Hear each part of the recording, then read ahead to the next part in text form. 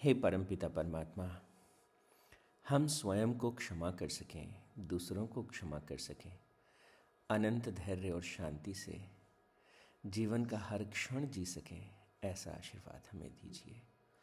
ओम तत्सत। परमात्मा ने नमः। ओम शांति शांति शांति ही। परमपिता परमात्मा का स्मरण करने के बाद अब हम हमारी पुस्तक की तरफ लौटते हैं। पेरेंटिंग पर हम एक बहुत ही अच्छी पुस्तक अभी कर रहे हैं और उस पुस्तक का नाम है सेल्फ थियरीज। उसके कुछ इम्पॉर्टेंट सिद्धांत ऑलरेडी हम डिस्कस कर चुके हैं, तो अभी हम आगे बढ़ेंगे। सेल्फ थियरीज जो किताब है उसमें सबसे पहले जो हमने थियरी के बारे में बात की थी, that is entity versus incremental theory. इस थियरी को समझने का एक डायमेंशन ये भी हो सकता है, लेट्स से कि किसी व्यक्ति का स्वास्थ्य जो है वो उतना ठीक नहीं है, तो एक परिस्थिति क्या हो सकती है कि व्यक्ति कह सकता है हाँ अब तो तबीयत ऐसी ही रहेगी। That is called entity, that is called fixed mindset. और दूसरा व्यक्ति जो इंक्रीमेंटल थियरी को या इंक्रीमेंटल आइडेंटिटी को पकड़ेगा, वो क्या कहेगा? वो कहेगा this is a temporary phase, this is really a kind of temporary phase. ठीक है, शरीर में कुछ हिस्सों में थोड़ा दर्द हो रहा है, ये ठीक वैसे ही है जैसे घर में थोड़ा सा डस्ट आ जाता है, थोड़ा सा कई बार कचरा भी इकट्ठा हो जाता है। तो जैसे घर में ये सब हो जाता है, हमारा शरीर भी हमारा घर है, और खान पान की वजह से और हमारी जो हैबिट्स और डे टू डे लाइफ है उसकी वजह से कुछ एक प्रॉब्लम्स हो जाती हैं। कभी खिड़की खुली छूट जाती है तो डस्ट ज़्यादा आ जाती है। तो there are certain kind of things, mistakes we commit knowingly और unknowingly, and because of that there are certain things, वो तनाव हो जाता है, वो उसकी वजह से कई तरह के पेन जो हैं वो शरीर में ठहर जाते हैं। But that is not our destiny, that is not the way you are. The thing is, जैसे हम पहले थे हम कभी भी ग्रो कर सकते हैं, एक बच्चे के जैसे निश्चल हो सकते हैं, आनंद से भरे हो सकते हैं, इनोसेंस, प्योरिटी, जॉय, हर बेस्ट ऑफ द बेस्ट चीज़ जो है वो हमें भरी हो सकती है। तो that is incremental, that is growth mindset. ये हमने थोड़ा डिटेल से पहले भी डिस्कस कर लिया था। दूसरी बात जो हमने कही, performance goals versus learning goals. जब भी हम लक्ष्य बनाते हैं, वो लक्ष्य जो है वो प्रक्रिया आधारित होना चाहिए। मैं ये काम करूँगा और इस कार्य को करने में मैं अपनी दक्षता लाऊंगा। बहुत बार बच्चे मेडिकल साइंस की तैयारी करते हैं, नीट की प्रिपरेशन करते हैं, उनका लक्ष्य तो होता है डॉक्टर बनना है, लेकिन डॉक्टर बनना जब हम लक्ष्य बना देते हैं तो वो सही पूछो, ठीक है, ओके, परफॉर्मेंस गोल है, आपको 700 मार्क्स लाने हैं और आप उसके लिए पढ़ाई कर रहे हो, लेकिन लर्निंग गोल्स में फ़र्क क्या है? लर्निंग गोल्स में फ़र्क ये है, लर्निंग गोल कहता है कि 700 मार्क्स आएंगे कैसे, उसके लिए क्या पढ़ाई करनी पड़ेगी।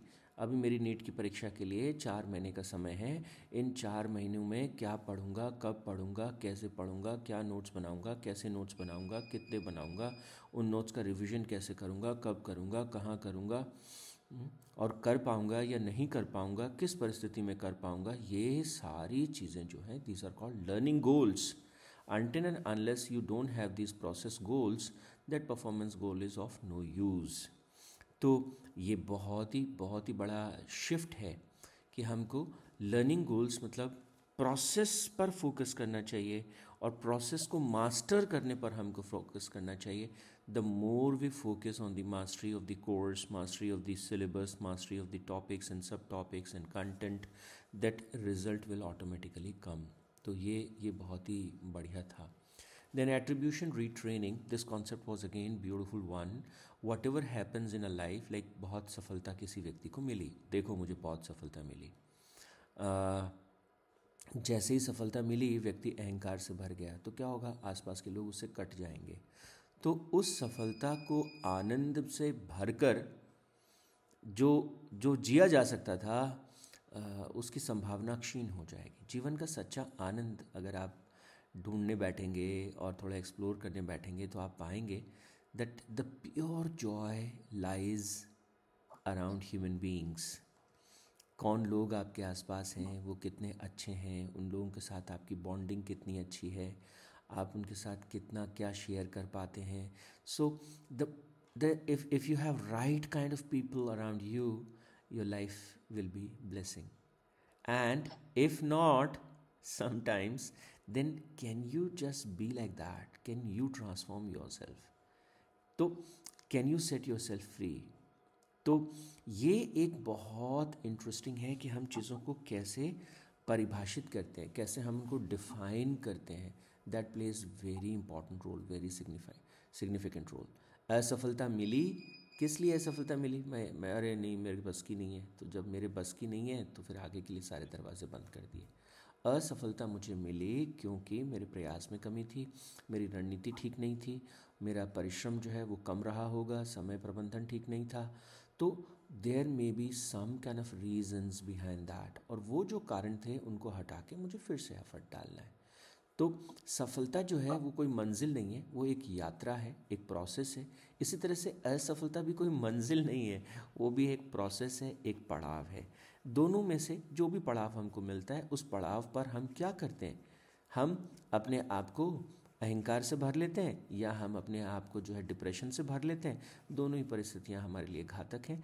इसलिए एट्रीब्यूशन रीट्रेनिंग में जब भी हमको सफलता प्राप्त होती है, हमको तुरंत ग्रैटिट्यूड से भर जाना है, प्रेम से भर जाना है, आनंद से भर जाना है कि परमात्मा की कृपा है, गुरुजनों की कृपा है, माता पिता की कृपा है, जिस समाज में मैं पढ़ा, जिस देश की माटी पर मैंने जन्म लिया, ये उसकी कृपा है, ये देवताओं की कृपा है, ये परमात्मा की कृपा है, उनका आशीर्वाद है. तो हम अहंकार से बच गए, क्लीन बच गए. और अगर असफलता प्राप्त हुई, ओ मेरे परिश्रम में क्या कमी रह गई, this is kind of opportunity where I can analyse and see how to make things better. तो ये असफलता सीखने का एक सुनहरा अवसर है, एक बहुत ही सुनहरी घड़ी है. इससे मैं सीख सकता हूँ, इससे मैं आगे बढ़ सकता हूँ. And that is how we do. तो एट्रीब्यूशन रिट्रेनिंग भी समझ में आ गई कि अच्छा ये ऐसे होती है. अब हम थोड़ा सा आगे बढ़ते हैं. तो अगला जो था वो भी बड़ा इंटरेस्टिंग टॉपिक था, contingent self worth. Contingent self worth में क्या होता है कि हम एहसास करते हैं कि मैं अच्छा व्यक्ति हूँ अगर मेरे पास इतना पैसा है, मेरे पास वो वाली गाड़ी है, मेरे पास वो वाला बंगला है, अगर मेरे पास ये है, ये है, ये है, ये है, ये है, ये है, तो मैं सफल व्यक्ति हूँ. और ये सब नहीं है तो मैं एक असफल व्यक्ति हूँ. तो हम सफलता, असफलता, सुख, दुख, आनंद जो भी है, इनको कैसे कैसे डिफाइन करते हैं? वस्तुओं से डिफाइन करते हैं, इनको परिस्थितियों से डिफाइन करते हैं. तो कंटिजेंट सेल्फ वर्थ का मतलब होता है अगर मेरे पास पैसा है, सामान है, वस्तुएं हैं, मैंने ये कर दिया, मैंने वो कर दिया, मेरे पास अचीवमेंट्स की लंबी लिस्ट है, तो मैं एक काम का आदमी हूँ. Otherwise I am good for nothing. ये जो फीलिंग है, this is bad, this feeling is really bad. तो फिर क्या करना पड़ेगा? इस फीलिंग से बाहर आना पड़ेगा. और इस फीलिंग से बाहर आने के लिए क्या करना पड़ेगा? तो एक अलग तरीके कंटिजेंट सेल्फ वर्थ जो है वो नहीं चाहिए हमको. तो मेरे को परमात्मा ने अच्छा बनाया, तो अच्छा बनाया तो बनाए. अब तन्वी मैम है, वो कितना एफर्ट डालती हैं अपने स्टूडेंट्स के लिए, मेरे से पूछेंगी, बात करेंगी, सीखेंगी, कितना एफर्ट डाल रही. तो ये जो एफर्ट डालने का जो अंदर एक जुनून है, वो एक ब्लेसिंग है. उसको ऐसा नहीं देखना चाहिए कि मैं जब देश की सर्वश्रेष्ठ ट्रेनर हो जाऊंगी तब जाके मुझे आनंद की प्राप्ति होगी. तरुण जी जो हैं अपने गवर्नमेंट स्कूल के बच्चों के लिए, सर मेरे लिए खान अकेडमी का अकाउंट बना दो, सर मेरे को ये कर दो, मेरे बच्चे बहुत अच्छा करें. क्या बताओ कितना सुंदर इनका हृदय है. तब तो जाकर के इनके मन में वो बात प्रकट होती है, उन बच्चों के लिए मुझे करना है, मैं और अच्छा कैसे करूं, मैं और बढ़िया कैसे करूं, मैं अपने आप को और अपग्रेड कैसे करूं, खुद सीखूं और दूसरों को भला करूं. और यही सब चीज़ें उधर सीमा जी भी करती रहती हैं. आप सब लोग किसी न किसी रूप में ये सब करते रहते हैं. तो द पॉइंट इज ये जो दूसरा डायमेंशन है, कंटिजेंट सेल्फ जो एस्टीम है, वो एक सेल्फ वर्थ है, वो एक अलग डायमेंशन है. दूसरा डायमेंशन क्या है? Whole hearted self esteem. और ये होल हार्टेड सेल्फ एस्टीम जो है वो हमें कैसे शक्ति देती है, कैसे सामर्थ्य देती है? उसके बारे में भी हमने थोड़ी सी बात की थी। तो आज एक तरह से सारे पॉइंट्स का छोटा छोटा करके रिवीजन हो गया। हमारा जो इंट्रिंसिक मोटिवेशन है, जो भीतरी हमारे जो एक्साइटमेंट है लक्ष्य को प्राप्त करने का, आगे बढ़ने का, उसको अगर हम ध्यान से देखें, उसको हम ढूंढें, मैं क्यों करना चाहता हूँ, कैसे करना चाहता हूँ, तो वो आ, आ, जो अंदर से जो चीज़ निकल के आती है, हाँ, this is why I want to do it, this is how I want to do it. तो फिर क्या होता है, जब जब हमारी भावनाएं, देखिए 3 चीज़ों की जब त्रिपुटी हो जाती है, जो हम सोच रहे हैं, जो हम महसूस कर रहे हैं और जो हम कर रहे हैं, जब ये तीनों चीज़ें एक साथ एक अलाइनमेंट में होती हैं, तो उसे कहते हैं द स्टेट ऑफ फ्लो। उसे कहते हैं कौन सी स्थिति, एक बहुत सुंदर अवस्था, most productive state, that is where you should be most of the time. और इस स्थिति में जब हम कार्य करते हैं, इस स्थिति में जब हम कुछ भी करते हैं, चाहे घर का छोटा सा छोटा काम क्यों ना हो, चाहे बिजनेस का बड़ा से बड़ा काम क्यों ना हो, उसके रिजल्ट जो है वो बहुत आउट परफॉर्मिंग होंगे, बहुत अद्भुत होंगे। तो तीनों चीज़ों को आपस में अलाइन करना, and then you will see, oh वाह, that is whole hearted self esteem. कौन सी 3 चीज़ें? मैं क्या सोच रहा हूँ, मैं सोच रहा हूँ कि मुझे नीट का एग्ज़ाम क्लियर करना है, ओके। फिर मेरी भावनाएं भी उसके अनुरूप हैं, सुबह से लेकर शाम तक मेरे भीतर जो एक्साइटमेंट पैदा होता है, जो मुझे जोश आता है, जो मैं करना चाहता हूँ, तो वो मेरी भावनाएं भी जो है उस लक्ष्य को चेज़ कर रही हैं, और मेरा जो बिहेवियर है, मेरा जो कर्म है, वो भी उसके पीछे पड़ा हुआ है। Then that is the perfect alignment. और जब ये तीनों चीज़ें बिखर जाती हैं, जैसे मैं सोच क्या रहा हूँ, मैं सोच रहा हूँ कि इस बार मैं कॉलेज में इस सेमेस्टर में बहुत अच्छा करूँगा, ये मेरी सोच है। इस सोच के साथ हो क्या रहा है, मुझे फील कैसा हो रहा है, फील मुझे हो रहा है थोड़ा सा, मैं दोस्तों के बारे में सोच रहा हूँ, उसने मुझे क्या कहा, उसने मुझे क्या कहा, उस दिन उस फ्रेंड ने ये वाली बात अच्छी नहीं कही, वो बात मेरे मन में घर कर गई और मुझे वो बुरा फील करा रही है। ओह गॉड, आपका लक्ष्य क्या है? लक्ष्य तो है कॉलेज में आउट परफॉर्म करना, बहुत बढ़िया सीखना, बहुत अच्छा करना। फील क्या करें? फील ये कर रहे हैं उस फ्रेंड ने क्या बोला, कितना बोला, क्यों बोला, कैसे बोला, ऐसे कैसे बोल दिया, ऐसे कौन बोलता है, ओके। फीलिंग कुछ और है। तो जब फीलिंग कुछ और है और थॉट कुछ और है, तो जो एक्शन निकल के आएगा वो कुछ और ही निकल के आएगा।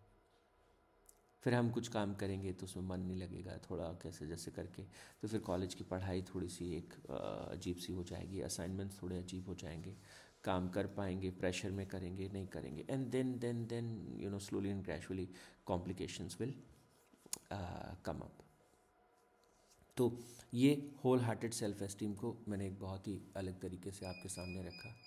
और फिर जो है इसमें है a life of strong commitments plus earnest efforts.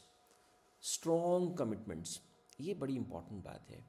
Strong commitments का मतलब क्या होता है कि हमको ना, हमारी जो इंटेंशन है, हमारी जो मंशा होती है, जो कहीं भीतर हमारे होती है, मैं अपना भविष्य कैसा देखना चाहता हूँ, मैं अपने आसपास के लोगों को कैसा देखना चाहता हूँ, मैं किस तरह का भविष्य रचना चाहता हूँ, क्रिएट करना चाहता हूँ, उसको लेकर के, और जो इंटेंशंस हैं वो बहुत क्लियर होनी चाहिए, बहुत साफ होनी चाहिए। तो अगर लेट्स से सीमा जी बैठे हैं और अपने भविष्य को देख रही हैं आज से 5 साल बाद, तो वो महसूस करें, और हम लोग एक ट्रैकिंग पे हैं, पहाड़ पे जा रहे हैं, और I am the first one who reached on the destination after a mountain track of से 15 किलोमीटर 20 किलोमीटर का एक ट्रैक किया, and I am the first one, and I am the best one, and I am happy कि मैं peak पे सबसे पहले पहुंची। तो आपने क्या किया, अपने इंटेंशंस को, फ्यूचर को क्रिएट कर रहे हैं आप।